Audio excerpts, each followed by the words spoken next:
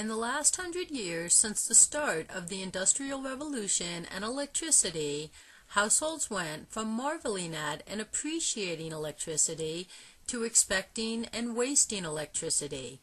100 years ago, an indoor light was the big electrical appliance, and heating was still done with fireplaces, sweaters, and blankets.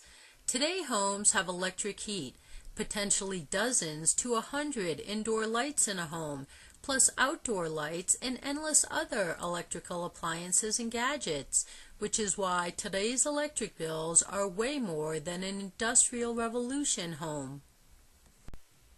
Indoor kitchens started with cooking in the fireplace.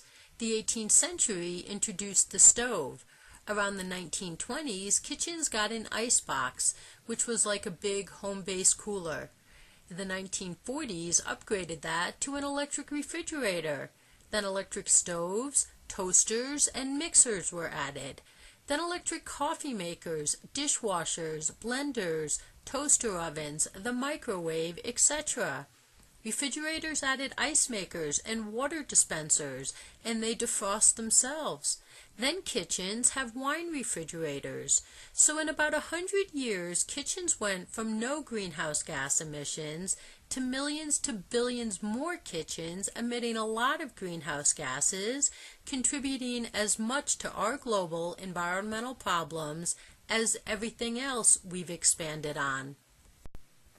Before the Industrial Revolution, bedrooms had no electricity. Eventually, they got a light. Then there was another light and a clock that got improved to wake you up and play music. Then blankets went electric, and bedrooms got televisions, then electric phones and chargers for your cell phones. Then, about the time photos went electric, we supersized our televisions, supersizing electricity demand. All this electricity times the millions to billions of homes using it is as much our environmental problems as everything else we have expanded on and take for granted today. During the Industrial Revolution, the bathroom was an outhouse with an indoor bowl and water pitcher. That advanced to the basic indoor bathroom with a light, mirror, sink, toilet, and a tub. That remained the standard for a while. But then the pivotal 1960s happened, and more lights were added, then electric toothbrushes and hair dryers. Then there is counter mirrors with lights. Then many times hot water is heated by electricity. Then in many cases tubs have been upgraded to whirlpool tubs. We don't think anything of our bathroom electric use, but the environment feels it. Home exteriors use a lot more electricity today than they did in the 1960s. Homes went from a front light to more lights, and bigger homes with even more lights for the front yard and back. Plus there are pools with electric filters and water heaters. Yards also have what today is considered an essential, a hot tub. Lawns are kept green with an electric sprinkler system, plus all the electric equipment the yard uses to keep it manicured. When we think environment, we don't think our home exteriors, but all this electricity is emitting a lot of greenhouse gases. Homes went from no garage to a secondary structure to an attached garage that people used to open by hand.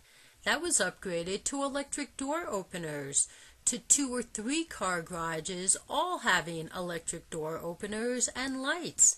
Then garages have a second refrigerator and freezer. Then today, a lot of garages use more electricity by being heated. So today, garages use a lot more electricity and emit a lot more greenhouse gases than garages did 50 years ago. During the Industrial Revolution, homes had fireplaces in their living rooms to provide heat and light. That evolved to having a light in your living room. Then electric heat, televisions, and more light. Then we added stereos and electric air fresheners. Then computers and TVs got upgraded to supersized big screen TVs, which are electric guzzlers. Then we put lights on paintings. Then window shades also went electric. as did photos, and even when we sleep, there are night lights that keep things lit up. This electricity use is definitely a big part of our environmental problems.